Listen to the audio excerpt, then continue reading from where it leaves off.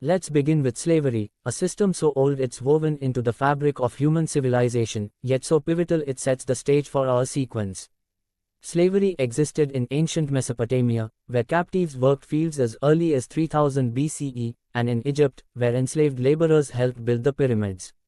In ancient Greece, slaves, often prisoners of war or debtors, made up a third of Athens' population, rowing galleys, mining silver, or constructing temples like the Parthenon.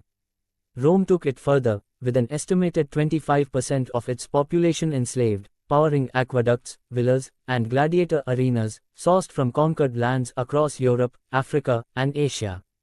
The Islamic caliphates, from the 7th century, enslaved millions through trade networks like the Trans-Saharan or Indian Ocean routes, using them in agriculture, military service, or households, from Baghdad to West Africa.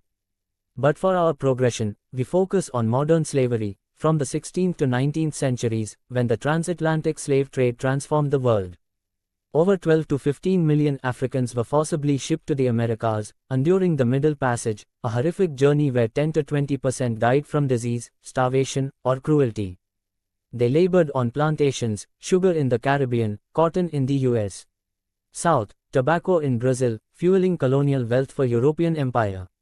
This was total coercion. Slaves were legal property, stripped of all rights, subjected to violence, and dehumanized by racial hierarchies that justified their enslavement.